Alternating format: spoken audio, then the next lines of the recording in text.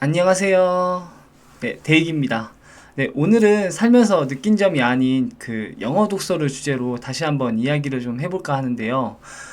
제가 종종 그 워홀에 관한 이런저런 에피소드를 좀 풀어볼까 하는데, 오늘은 그 중에서도 좀 제가 영어를 활용할 수 있게 되면서 영어 독서에 대해 좀 가장 고마워하는 점을 좀 언급해 보려고 합니다. 이 이야기를 하기 전 다시 또 제 배경 설명을 한 번 더 언급해야겠죠? 여러분, 제 전공이 무엇인지 아십니까? 아마 다들 모르실 테지만, 제 전공은 무역학과였거든요. 무역학과라, 느낌이 좀 팍 오시죠? 영어 못하면 뭔가 좀 이렇게 취업하기 힘들 것 같은 그런 이미지. 제가 정말 제 전공 때문에 좀 답답해 했던 적이 진짜 한두 번이 아니었습니다. 솔직히 저는 영어를 처음부터 좀 이렇게 싫어하거나 그런 아이는 아니었어요. 어렸을 때 팝도 좀 자주 불렀었고, 그 막 친구들한테 해외 가수나 막 게임 소식 같은 거 있잖아요. 그런 것도 좀 잘 전달해 줄 만큼 외국 문물에 대해서 그 좀 호기심이 꽤 컸던 아이였거든요.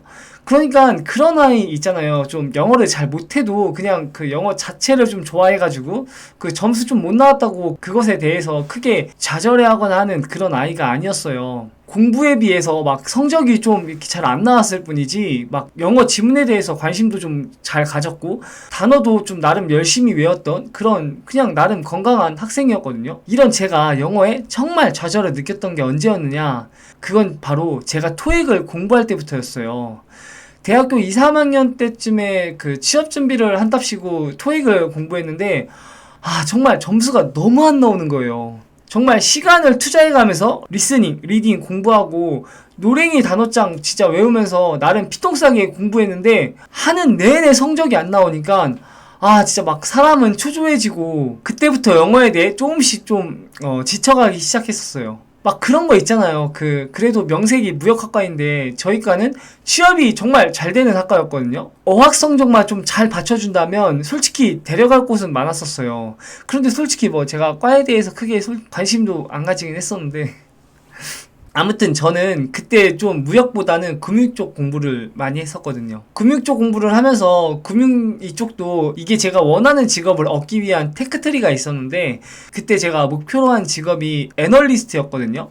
그러니까 기업 분석하는 뭐 좀 그런 사람들 있잖아요.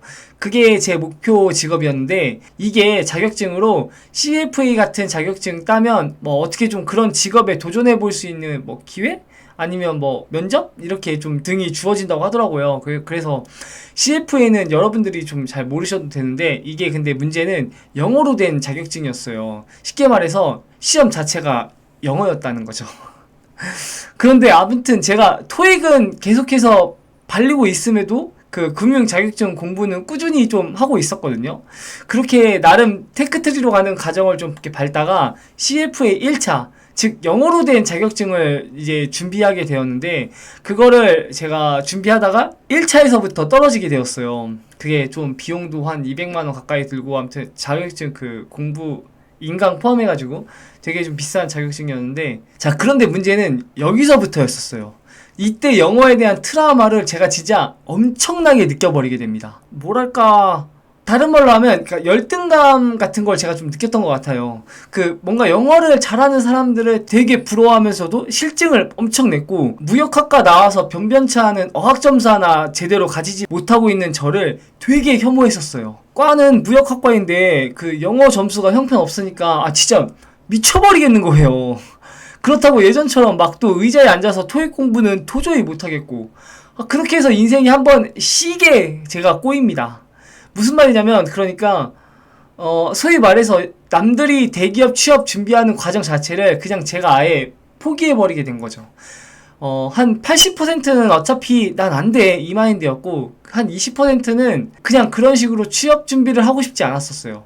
그냥 처음부터 큰 돈 벌지 말고 그냥 세상 구경이나 하자, 뭐 약간 그런 마인드였죠. 그래가지고 막 좀 이런저런 방황을 그때부터 세게 하게 된 거고, 이때 제가 영어에 대한 트라우마를 얼마나 심하게 가졌냐면, 의도적으로 영어로 된 정보가 있으면 그냥 막 피하려고 했었어요.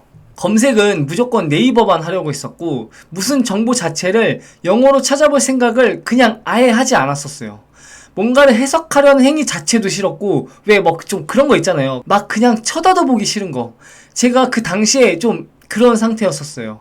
알파벳만 나와도 막 속으로 경기를 일으키는 정도? 진짜 영어에 대한 뭐랄까 열등감과 배신감이 정말 장난 아니었어요.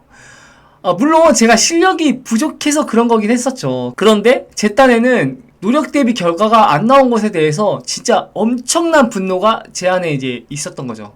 취업 말아먹었지, 그 금융 쪽 진로도 막혀버렸는데 제 전공으로 갈 수 있는 기회도 좀 박탈당한 느낌이었지. 이 와중에 영어는 또 못하지. 그러니까 제 자신이 정말 말도 못할 정도로 한심하고 막 되게 그냥 싫고 막 좀 그랬었어요. 진짜 저는 제가 지금 이렇게 영어 독서를 할 거라고는 상상조차 못 해봤다니까요. 그런데 이게 이제 시간이 조금 지나서 제가 삶의 판을 한번 흔들 시기가 찾아와요. 그때가 20대 중후반이었는데 그 답답한 제 가슴속 응어리를 뭔가 어떤 식으로든 제가 해소해야 했었거든요. 왜냐면 자꾸 뭔가 하는 것마다 안 되는 느낌이 들었으니까. 어렵게 들어간 중소기업에서는 상사가 자꾸 지랄지랄 해가지고 3개월 만에 나왔지. 막상 나왔는데 또 갈 곳은 없지. 또 취업하자니 왠지 쳇바퀴만 갈 것 같고 막 좀 그런 상황이었어요. 그 와중에 엄마가 작은 아파트를 하나 샀는데 그 대출금은 또 제가 같이 갚아주겠다고 큰 소리는 또 쳐놨지. 막 이런저런 상황에서 제 인생을 그냥 송두리째 흔들어 보고 싶은 경험을 제가 이제 막 한번 해보고 싶었던 거죠. 이때 제 눈에 들어왔던 게 바로 워킹홀리데이였어요. 근데 웃기죠? 그 영어에 대해 극심한 트라우마가 있다는 놈이 어떻게 워킹홀리데이를 떠올렸는지. 근데 이게 갑자기 제가 워홀을 떠올린 것은 아니었고, 이제 도서관에서 어떤 책을 읽고 나서 그런 거였는데, 거기 나오는 저자가 1년에 1억을 버는 픽업 아티스트였어요. 그런데 그런 화려한 삶을 뒤로하고, 진짜 픽업 아티스트 너무 멋있지 않아요?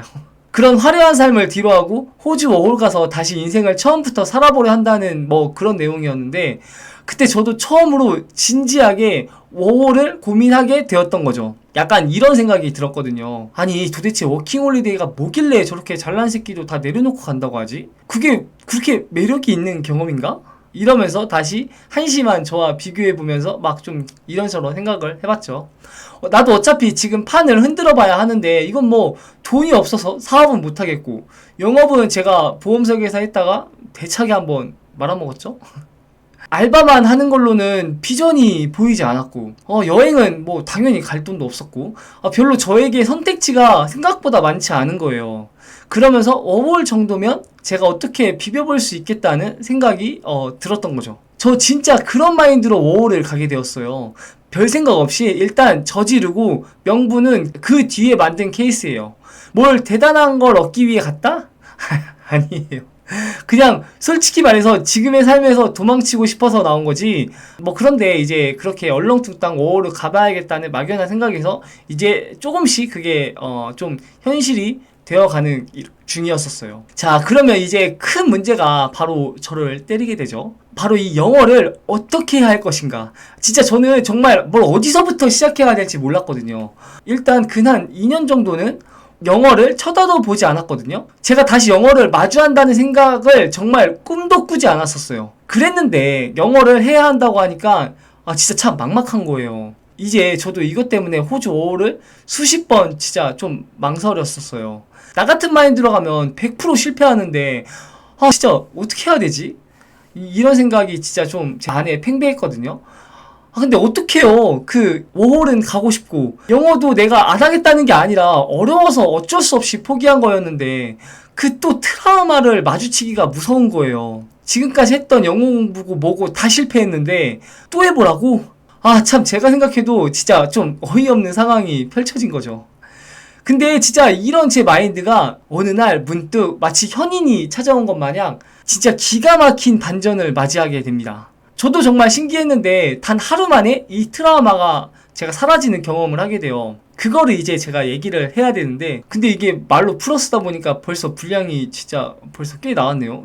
지금 꽤 시간이 흐른 것 같은데. 원래 아직 영어 독서는 시작도 내가 못 꺼내는데 제목을 좀 바꿔야겠다. 여러분 정말 죄송한데 여기서 일단 끊고 2부에서 다시 이야기를 할게요. 제 생각에 2부 정도면 충분할 것 같기는 한데, 근데 솔직히 그것도 일단 써봐야지 알 것 같아요. 근데 제가 배경 설명을 좀 장황하게 설명한 이유가 뭐냐면 그만큼 영어에 대한 제가 가진 간절함을 좀 전달해보고 싶어서 그랬던 거였거든요. 제가 영어를 꾸준히 좋아해서 쭉쭉쭉 나가서 영어 독서를 한 게 결코 아니었어요. 영어를 누구보다 짝사랑했는데 정말 한 10번 정도 싸대기 맞아가면서 대차게 까이니까 이제 너는 다시는 쳐다도 안 본다 했었거든요. 그랬는데 다시 또 마주볼 상황이 되어가지고 노력하다가 결국 제 편으로 만든 케이스였거든요. 좀 되게 극적이었어요. 제가 생각해도 좀 신기할 만큼 극적이었어요. 그래서 영어 독서가 나에게 준 최고의 선물이라고 제가 표현을 했었고요. 근데 뭐 어쨌든 죄송한데 제가 좀 2부에서 다시 이야기를 진행하도록 하겠습니다. 죄송합니다. 그럼 긴 영상 봐주셔서 감사드리고요. 그럼 안녕.